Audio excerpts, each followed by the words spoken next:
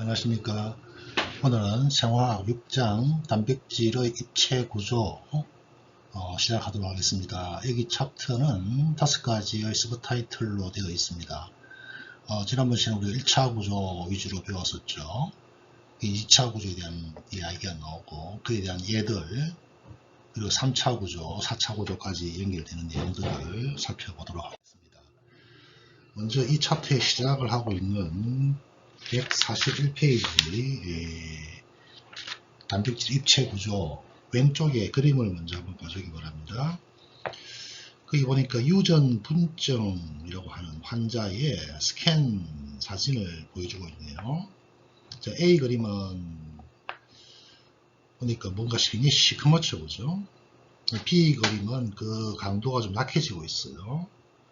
보니까 이제 진단을 받고 나서 치료를 이제 한 다음에 이렇게 좀 회복되었다라고 하는 것을 알 수 있고요. 그 그림을 보니까 맨 위에 폴딩된 단백질 이런 말이 있네요. 폴딩된 단백질. 그 다음에 이것이 뭐 지역적으로 풀린다 이런 말이 있고요. 이것들이 뭐 침전물을 형성한다 이런 식으로 연결되어 있는데, 왼쪽 아래 내용을 보게 되면은 유전 분점에서 아밀로이드점 이렇게 되어 있네요. 조직 내 단백질이 비정상적으로 침착이 되고 축적된 상태를 말한다. 이렇게 단백질 구조가 안정적인 상태로 폴링되어 어떻게 유지될 수 있을까? 아미노산 서열의 어떤 특성에 의해서 폴딩된 구조가 안정화되는 것일까? 그 다음에 구조의 안정성이 깨어지는 것은 유전 분점, 그 다음에 알츠하이머병, 파킨슨병 같은 질환에 어떤 영향을 미칠까, 이런 이야기를 서두에 던져 놓았죠. 유전분증에 대한 그 개념을 정리하고 갑시다. 자, 유전분증은 방금 우리 교과서에서 언급이 되었듯이 아밀로이드 단백질이 기관이나 조직에 비정상적으로 침착이 되어서 각종 장기에 장애를 일으키는 질병입니다. 그 중에서 이제 특별하게 아밀로이드라고 하는 단백질이 잘못 접혀져 있는 경우, 이것들이 이제 잘못 접혀져서 착착착 이렇게 쌓여서 불용성을 형태로 되는 거예요. 그래서 일반적으로 물에 녹는 단백질이 쌓여서 이렇게 아밀로이드 덩어리가 되게 되면은 불용성 물질이 됩니다. 그러면 체내에 이제 존재하겠죠. 이것들이 조직이나 기관에 침착이 되게 되면은 손상을 주는 그런 아주 무서운 질환입니다. 거기 보게 되면은 밑에 예를 몇 가지 드러났습니다. 이게 이제 뼈 아밀로이드가 이렇게 서로 형성되어 있는 형성이 있고, 이것들이 각종 장기에 영향을 미칠 수 있다는 걸 보여주고 있고, 그 다음에 이런 심톤에 대한 간단한 설명을 그림으로 제시하였으니까 참고해 주기 바랍니다. 오른쪽 페이지요. 단백질 입체 구조 내용입니다. 자, 우리가 5장에서 단백질의 기본 구조에 대해서 설명을 했고요. 단백질을 구성하는 아미노산 서열이 바로 1차 구조였어요. 이는 결국 특정 유전자의 DNA 염기 서열에 의해서 결정이 되었었죠. 그러나 모든 단백질이 1차 구조를 넘어서는 구조를 가지고 있습니다. 이것이 바로 단백질의 입체 구조입니다. 이제 1차 구조는 긴 선상의 구조죠. 긴 선상의 구조는 세포 안에 그대로 존재할 수 없는 상황이기 때문에 이제 물리생화학적으로 모양이 변형이 되는 과정을 거치게 되겠죠.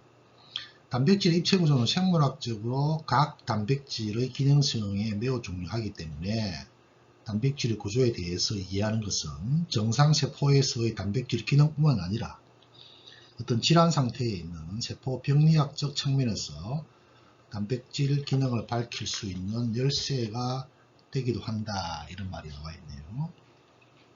그 다음 그림 6-1, 지금 보고 있는 이 그림입니다.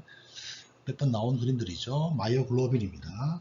마이오글로빈의 입체 구조를 표현하고 있는데, 폴리펩타이드 사슬이 폴딩하여서 입체 구조를 형성함을 알 수 있다. 자, 이거 보게 되니까 뭐 동그랗게 막 꼬여가 있고 판처럼 휘어져 있고 M 말단, C 말단이 있는 걸 봐서 하나의 긴 1차 구조가 이렇게 홍처럼 동그랗게 3차 구조를 형성하고 있음을 보여주고 있습니다. 그 자리에 해문기가 결합이 되어 있는 이것이 마이오글로빈의 구조입니다. 그래서 이 그림에서 코일형으로 감겨있는 나선 구조를 우리가 2차 구조 이렇게 이야기하고요. 나선형으로 된 영역 자체가 접혀서 전체 단백질 구조를 이루는 부분도 우리가 볼 수가 있습니다. 이렇게 폴딩하여서 입체화된 구조를 우리가 3차 구조 이렇게 이야기를 합니다. 그 다음에 밑에 보니까 어떤 단백질은 여러 개의 폴딩 폴리펩타이드 사슬로 구성되어 있다. 이러한 단위체를 이제 소단위, 대표적인 게 뭐라고 그랬죠? 헤모글로빈이었죠. 그죠? 헤모글로빈은 2개의 알파 체인, 2개의 베타 체인 소단위로서 구성이 되어 있다는 거 다 아는 내용이고요. 개념을 한 번 더 정리합니다. 단백질 구조는 1, 2, 3, 4차 4단계로 살펴볼 수 있으며 1차는 아미노산 서열을 의미한다 그랬어요. 2차는 부분적으로 폴딩이 된 것이고요. 3차는 2차 구조를 넘어서서 전체가 폴딩이 된 것이고요. 4차 구조는 구성 단위 간의 결합, 3차 구조화된 것들끼리 2개 이상이 모여서 결합된 구조를 의미한다.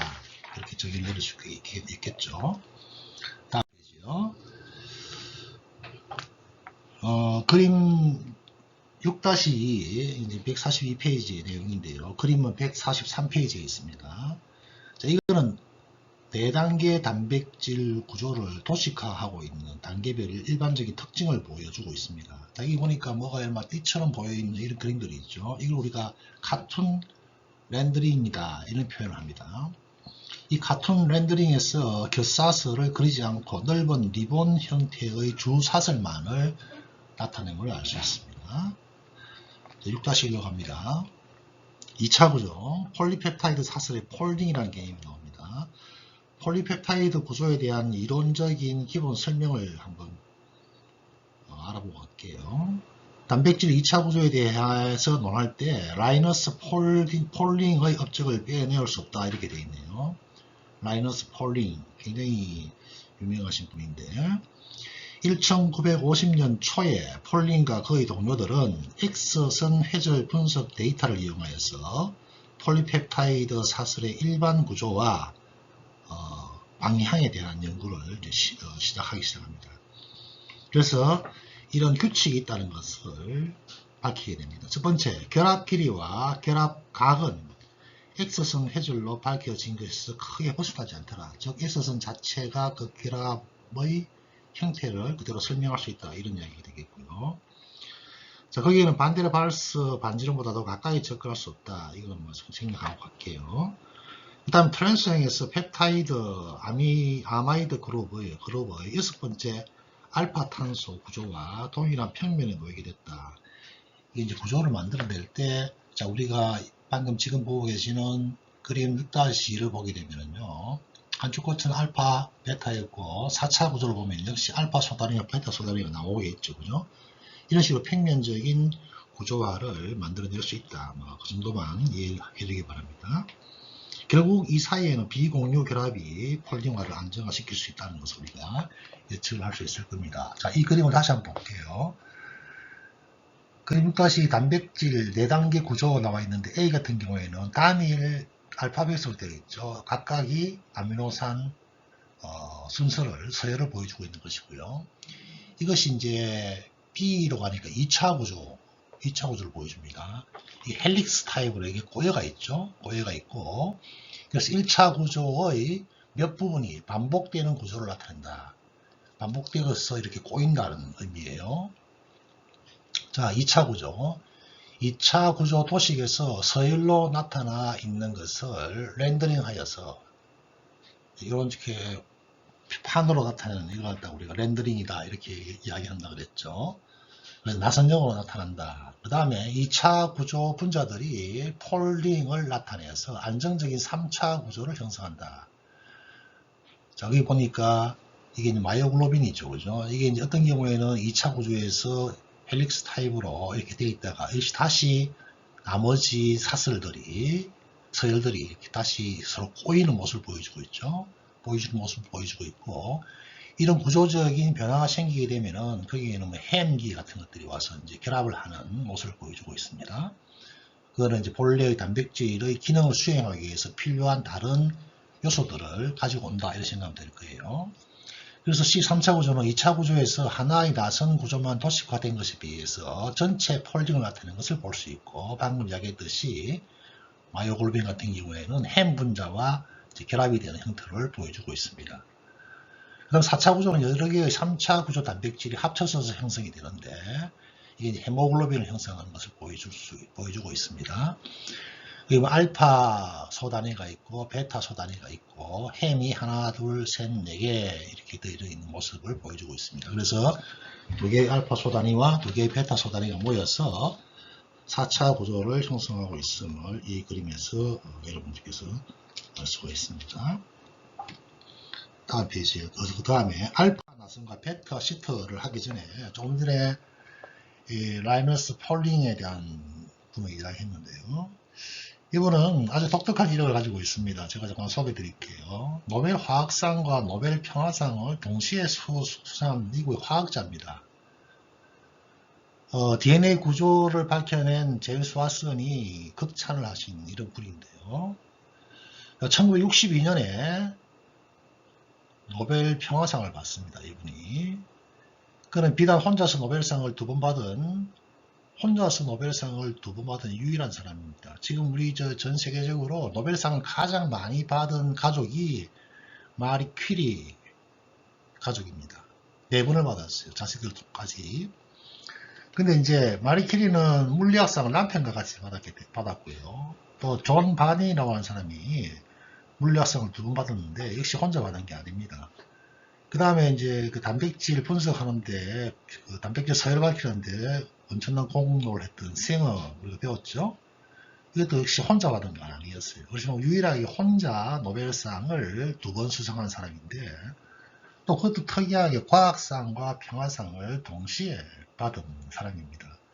이 사람은 이제 특히 그 핵 사용에 대해서 반대를 했던 그런 분으로 아주 유명하신 그 다음에요. 알파 나선과 베타 시트, 폴린과 그의 동료들은 이 모든 조건을 만족시키는 입체 분자 구조로 단일 폴리펩타이드 사슬에 의해서 형성된 나선 구조와 인접하는 사슬에 의해서 형성된 시트 구조. 시트는 종이처럼 이렇게 장으로 되어 있는 거죠. 그죠? 판으로 되어 있는 거죠.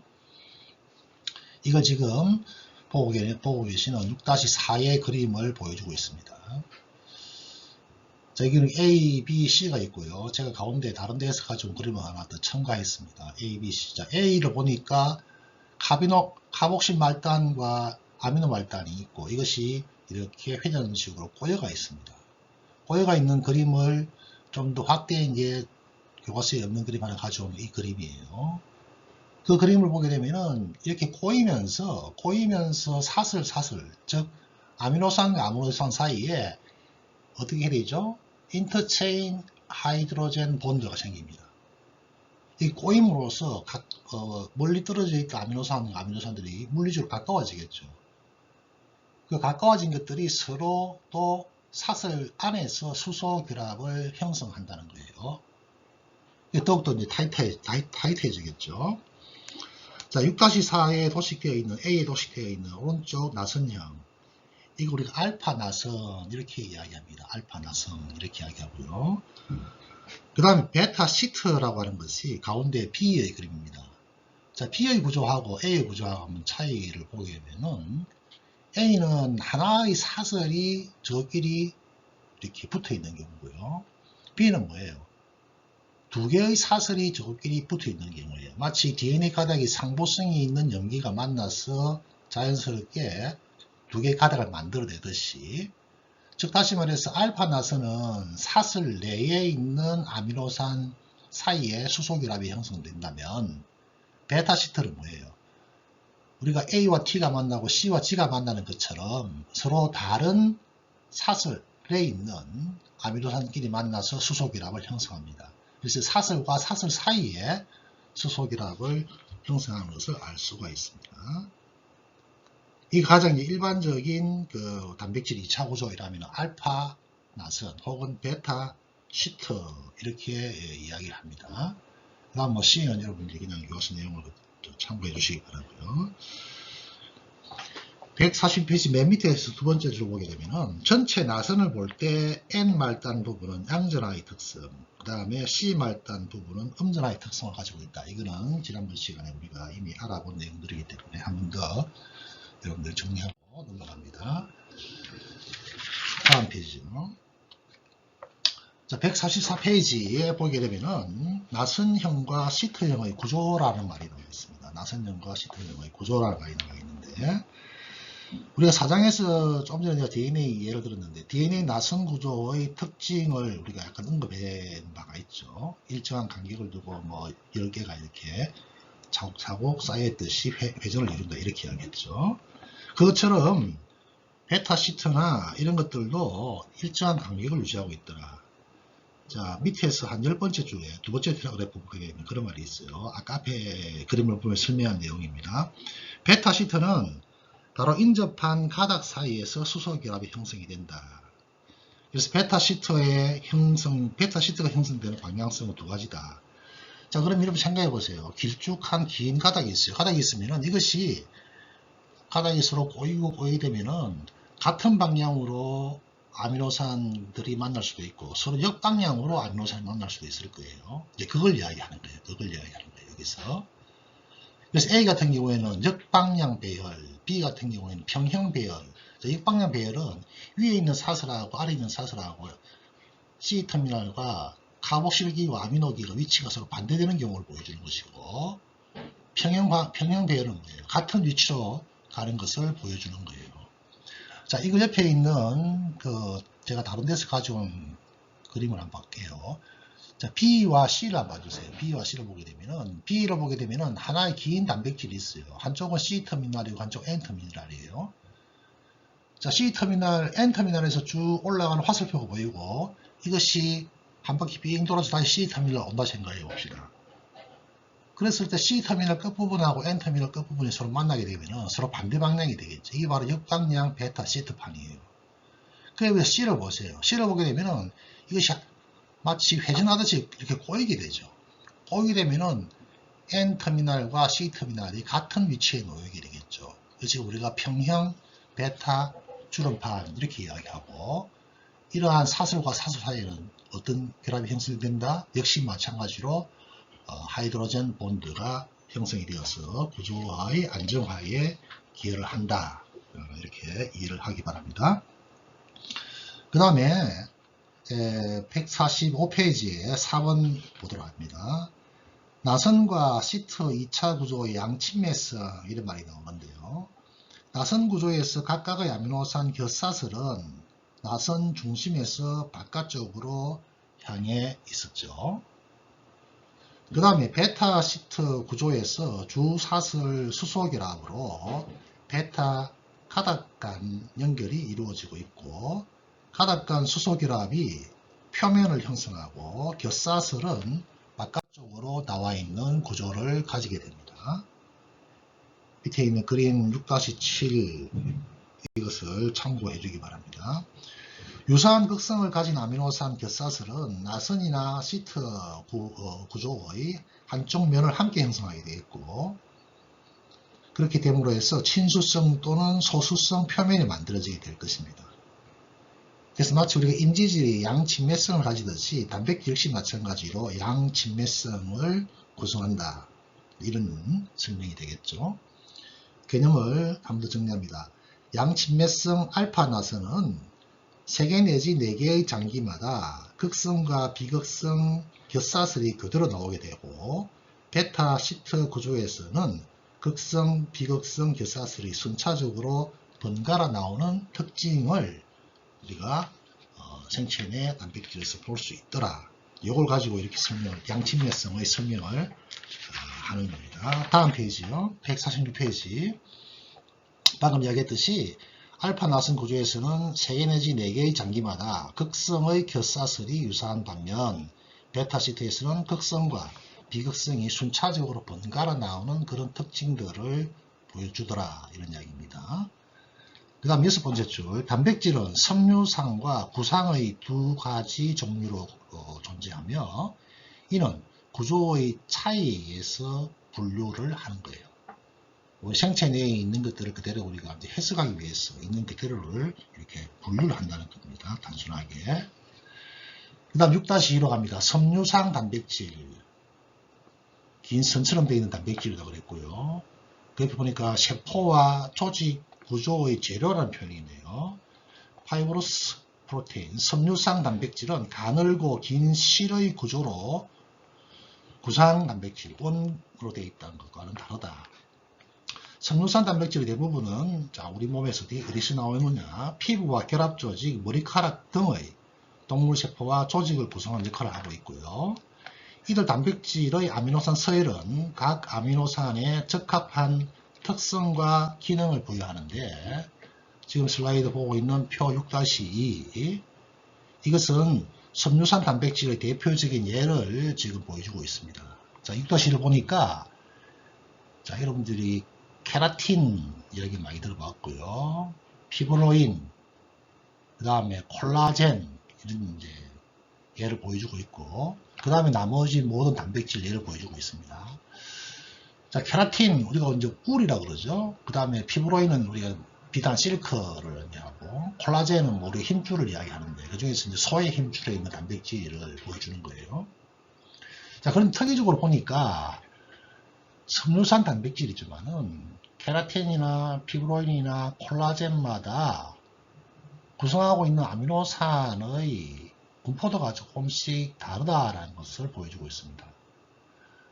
자, 보니까 베타케라틴은 이러한 세 가지 세린부터 시작해서 그 다음에 피브로인은 글라이신을 비롯해서 콜라겐도 역시 마찬가지로 글라이신을 비롯해서 특히 피브로인이나 콜라겐은 글라이신이나 알라닌이 굉장히 많고 또 콜라겐 같은 경우는 특히 프롤린이 굉장히 많다는 것을 알 수가 있어요. 이거는 거의 모든 단백질에서 나타나는 다른 단백질의 조성과는 굉장히 다르다라는 것을 보여주는 예가 되겠습니다.